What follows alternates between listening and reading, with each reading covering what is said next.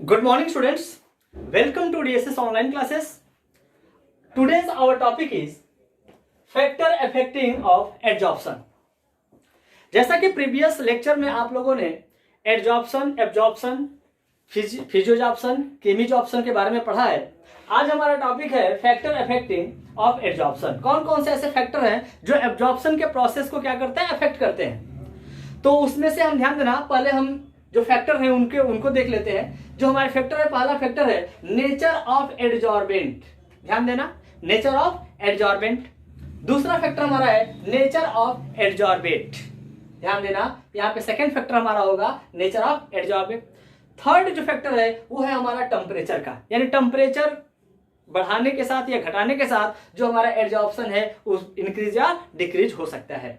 Fourth जो हमारा important factor है प्रेशर, क्योंकि इसके अंदर हमें कई ढेर सारे क्या पढ़ते हैं, आइसोथर्म पढ़ते हैं। बेसिकली आपके सिलेबस के अंदर फ्रेडरिच आइसोथर्म पढ़ने हैं और उसके बाद लैंगमुर आइसोथर्म आप देखेंगे यहाँ पे, ठीक है ना। तो ये हमारे फैक्टर हैं जो एडजॉर्प्शन को अफेक्ट करते हैं। तो आइए हम अब वन बाय वन इसको डिस्कस करते हैं। तो हमारा जो फर्स्ट फैक्टर अफेक्टिंग है एडजॉर्प्शन का, ठीक है ना, उसमें हमारा है नेचर ऑफ एडजॉर्बेंट। जैसे कि हम पहले जानते हैं एडजॉर्प्शन क्या होता है, it depends on the surface area of adsorbent because adsorption is a surface phenomenon. That's why surface area is directly proportional to adsorption, ठीक है ना। तो कहने का मतलब है, सिंपल सी बात है कि अगर हम जो पहला हमारा फैक्टर है एडजॉर्बेंट, तो ध्यान देना एडजॉर्बेंट हमारा, ध्यान देना जितना ज्यादा सरफेस एरिया प्रोवाइड कराएगा, ध्यान देना उतना ही ज्यादा आपके जो एडजॉर्बेट होंगे वो आके यहाँ पे उनका एडजॉर्प्शन होगा। मतलब सिंपल सी बात है कि जो हमारा एडजॉर्प्शन होता है, ध्यान देना जो एडजॉर्प्शन है यह एक क्या है, सरफेस फिनोमेना है। दैट मींस सरफेस एरिया जो है वो डायरेक्टली प्रोपोर्शनल है। शुरू हो गया। और next factor affecting of adsorption is nature of adsorbents. As we know that adsorption depends upon the surface area of adsorbents and we can say that adsorption is a surface phenomenon. That's why surface area is directly proportional to rate of adsorption.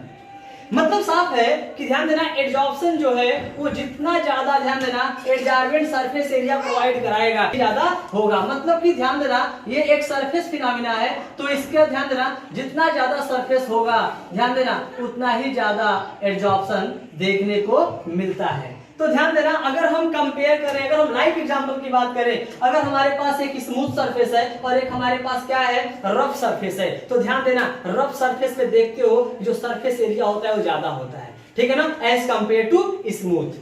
वो वैसे ही हम एक बात करते हैं, ध्यान देना हम एक जब कैटलिस्ट की बात करते हैं तो हमेशा हम जो कैटलिस्ट लेते हैं वो पाउडर्ड फॉर्म में लेते हैं। क्यों? क्योंकि पाउडर, ध्यान देना जब पाउडर फॉर्म में करते हैं तो उसके पार्टिकल स्मॉल, छोटे छोटे पार्टिकल बाहर आ जाते हैं और जो छोटे पार्टिकल होते हैं उनमें जो सरफेस एरिया होती है वो लार्ज हो जाता है। इसीलिए हम कहते हैं finely divided substances are good adsorbent as they provide larger surface area. मतलब जो फाइनली डिवाइडेड हो, जो पाउडर फॉर्म में होते हैं वो ज्यादा क्या होते हैं, प्रिफरेबल होते हैं, ज्यादा बेटर होते हैं एज कंपेयर टू जो सॉलिड फॉर्म में होता है। ध्यान देना उसके बाद एक हम बात करें अगर चारकोल और एक्टिवेटेड चारकोल की, तो ध्यान देना चारकोल में भी एडजॉर्प्शन होता है, लेकिन चारकोल के कंपैरिजन में जो हमारा एक्टिवेटेड चारकोल होता है ये ज्यादा बेटर आपका एडजॉर्बेंट होता है, यहाँ पे रेट ऑफ एडजॉर्प्शन ज्यादा होता है। और अब ध्यान देना बेसिकली चारकोल और एक्टिवेटेड चारकोल में डिफरेंस क्या होता है, तो ध्यान देना जब हम चारकोल को हीट कर देते हैं, ध्यान देना जब हम चारकोल को क्या करते हैं, हीट कर देते हैं, तो हमारा कन्वर्ट हो जाता है किसमें, एक्टिवेटेड चारकोल के अंदर। और next factor is nature of adsorbent. अब हमारा यहाँ पे एडजॉर्बेंट क्या है, गैस हम लेके चल रहे हैं, ठीक है ना।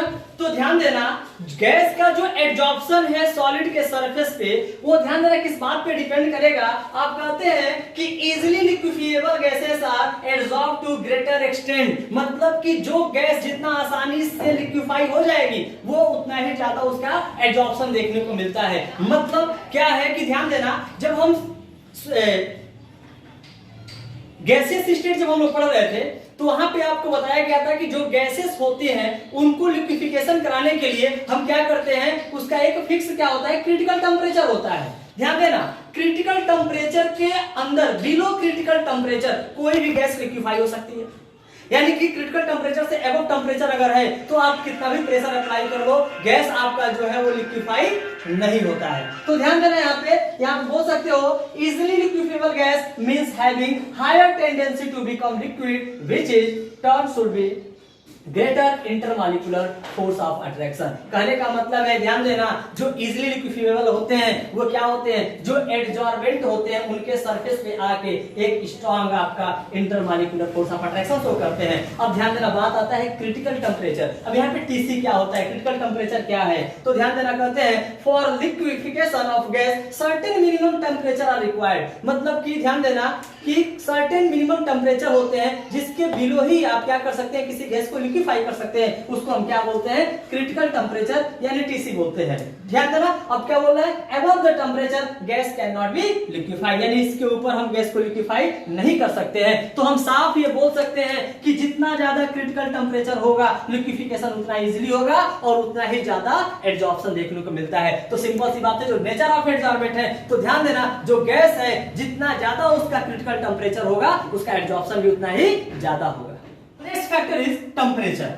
ध्यान देना, टेम्परेचर एक बहुत ही इंपॉर्टेंट फैक्टर है जो कि आपका एडजॉर्प्शन को इफेक्ट करता है। जैसे सपोज करो, हम एडजॉर्प्शन पे क्या बोलते हैं, एडजॉर्प्शन के लिए हम यही बोलते हैं ना, एक्युमुलेशन ऑफ लिक्विड और gases on the surface of solid.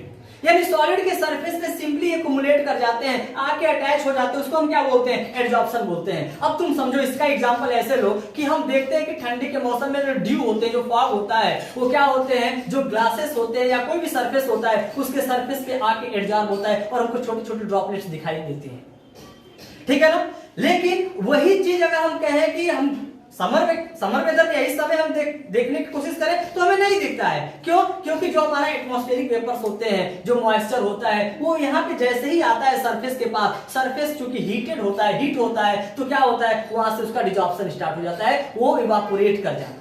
बात समझ आ रही है? तो यहाँ पे समझो, अगर हमारा एडजॉर्प्शन, ध्यान देना किस चीज का एडजॉर्प्शन होता है, अब हम जानते हैं कि एडजॉर्प्शन का रिवर्स डिजॉर्प्शन होता है, यानी आके एक्युमुलेट किसी सरफेस पे आके, ध्यान देना, गैस या लिक्विड का एक्युमुलेशन को हम एडजॉर्प्शन बोलते हैं। तो यहाँ से बाहर जाने का यानी डिटैच होने के प्रोसेस को हम डिजॉर्प्शन बोलते हैं। तो अब ध्यान देना, जब हम टेम्परेचर को देते हैं, ध्यान देना, जब हम टेम्परेचर देते हैं तो क्या होता है कि जो हमारा एडजॉर्प्शन होता है ये डिजॉर्प्शन के अंदर कन्वर्ट हो जाता है। तो यहाँ पे हमारा डेल्टा एच क्या हो जाएगा, पॉजिटिव हो जाएगा। और जबकि इसके रिवर्स अगर डिजॉर्प्शन है, इसको हमें एब्जॉर्ब कराना है, तो हमें क्या करना, डेल्टा एच की वैल्यू जो होगी वो निगेटिव होगी। अब ध्यान देना, इसको बहुत आसान समझ, ग्राफिकली रिप्रेजेंट इसको करें, then consider the graph between nitrogen gas adsorb versus pressure. तो ध्यान देना, अगर हम y एक्सिस पे N2 गैस एडजॉर्ब ले रहे हैं और x एक्सिस पे हम क्या ले रहे हैं, प्रेशर को ले रहे हैं, तो ध्यान देना, अगर हम टेम्परेचर 193 केल्विन रखते हैं तो ध्यान देना लो टेम्परेचर पे क्या होगा, एडजॉर्प्शन का रेट बढ़ेगा,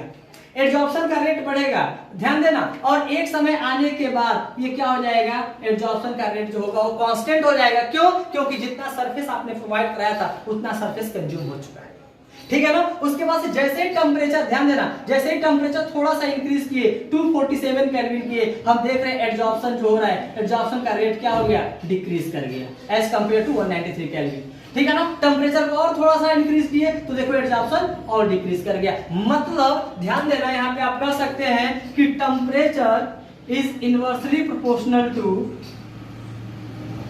एडजॉर्प्शन। मतलब कि ध्यान देना, अगर हम टेम्परेचर को इंक्रीज करेंगे तो हमारा जो एडजॉर्प्शन है वो डिक्रीज करेगा। नेक्स्ट हमारा जो फैक्टर है वो प्रेशर का है, और हम जानते हैं कि प्रेशर इंक्रीज करते हैं, ध्यान देना, अगर प्रेशर इंक्रीज करोगे तो जो रेट ऑफ एडजॉर्प्शन होता है वो इंक्रीज होता है। तो ध्यान देना, इसी में हम आपका फ्रेंडलिक आइसोथर्म को, एडजॉर्प्शन आइसोथर्म को देखते हैं। According to this isotherm the extent of adsorption of gas per unit mass of adsorbent depends on the pressure of the gas.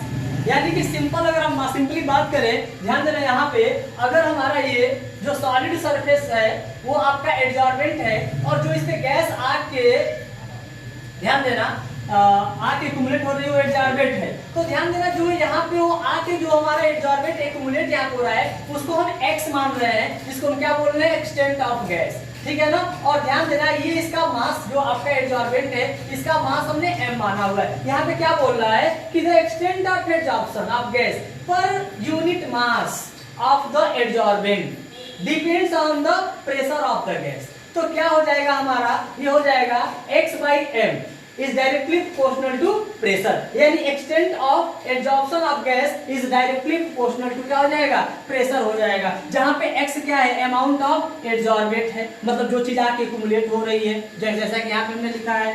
m क्या है, मास ऑफ द एडजॉर्बेंट, और x by m को हम collectively बोल सकते हैं कि amount of gas adsorb, तो how many amounts of gas absorb. अब इसको हम अगर ग्राफिकली रिप्रेजेंट करें, बच्चों ध्यान देना, अगर हम ग्राफ रिप्रेजेंट करते हैं x by m यानी कि एक्सटेंट ऑफ गैस, ध्यान देना एब्जॉर्प्शन ऑफ गैस और प्रेशर के बीच में एट कांस्टेंट टेम्परेचर, तो ध्यान देना जहां भी टेम्परेचर हम कांस्टेंट करते हैं वो क्या हो जाता है, आइसोथर्म हो जाएगा। ठीक है ना, जब प्रेशर को कांस्टेंट करते थे आइसोबार होता था, जब वॉल्यूम को करते थे तो आइसोकोरिक कंडीशन होती थी। ये आपका गैसेस स्टेट में हम लोग देखे थे। तो ध्यान देना, अगर हम y एक्सिस पे x by m लिए हुए हैं और आपका x एक्सिस पे प्रेशर को लिए हुए हैं, तो ध्यान देना जैसे जैसे प्रेशर को इंक्रीज करेंगे, पहले लीनियर यानी स्ट्रेट लाइन में आपका जो एक्सटेंट ऑफ गैस है ये एब्जॉर्प्शन आपका इंक्रीज करेगा। लेकिन एक समय आने के बाद ये क्या हो जाएगा, पैरेलल हो जाएगा, किसके, प्रेशर x एक्सिस के पैरेलल हो जाएगा। अब ध्यान देना, जब ये स्ट्रेट जा रहा है तो यहाँ पे x by m जो है डायरेक्टली प्रोपोर्शनल है प्रेशर के, यानी यहाँ पे जो आपका प्रेशर का पावर होगा 1 होगा। ठीक है ना, आप देख रहे हैं कि इंटरमीडिएट स्टेट पे क्या हो रहा है, ध्यान देना, आपका x by m जो है ये डायरेक्टली प्रोपोर्शनल है p by p 1 upon p के पावर 1 अपॉन n के। ठीक है ना, और हाई प्रेशर पे क्या हो रहा है, ध्यान देना, बहुत हाई प्रेशर पे क्या हो रहा है, जो x अपॉन m है वो डायरेक्टली प्रोपोर्शनल होता है p0 के। ध्यान देना, अब इसका मतलब क्या है ये समझो, ध्यान देना, इधर कहने का मतलब ये है कि यहाँ पे हमको स्ट्रेट लाइन मिल रहा है। अब स्ट्रेट लाइन इनिशियल हमें मतलब लो प्रेशर पे, ध्यान देना, अगर हम बात करें लो प्रेशर के ऊपर,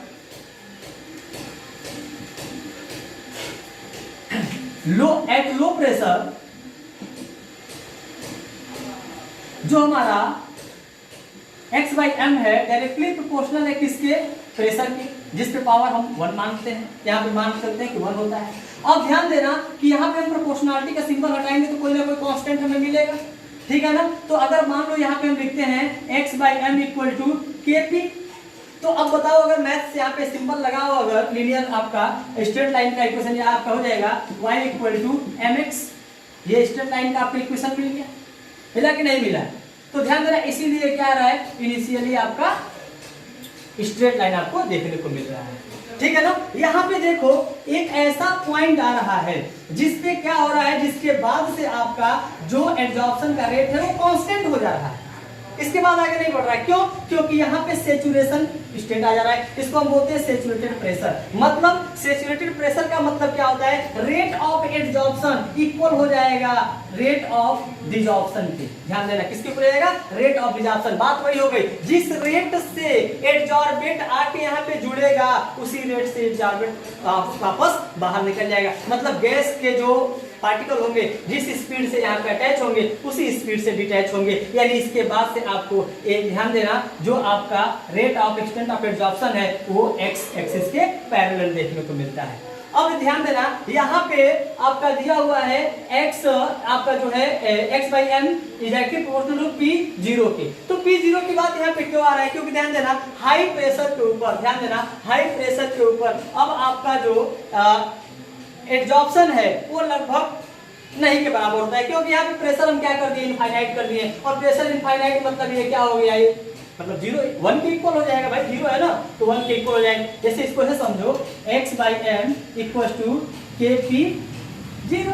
अब यहाँ ध्यान देना, ये किसके इक्वल हो जाएगा, 1 के इक्वल हो जाएगा, तो x by m किसके क्या हो जाएगा, कांस्टेंट हो जाएगा, तो ये आपका कांस्टेंट आ गया। अब n यहाँ पे ध्यान देना, और ये बीच में आपका जो है p पे पावर जो 1 अपॉन n है ये कहां से कहां तक वेरी करेगा, ध्यान देना, वही कर रहा है, ये 1 से लेकर, ध्यान देना, ये 1 से लेकर और यहाँ पे कहां तक, 0 तक वेरी करेगा। ठीक है ना, तो ये रहा हमारा फ्रेंडली का आइसोथर्म। ठीक है।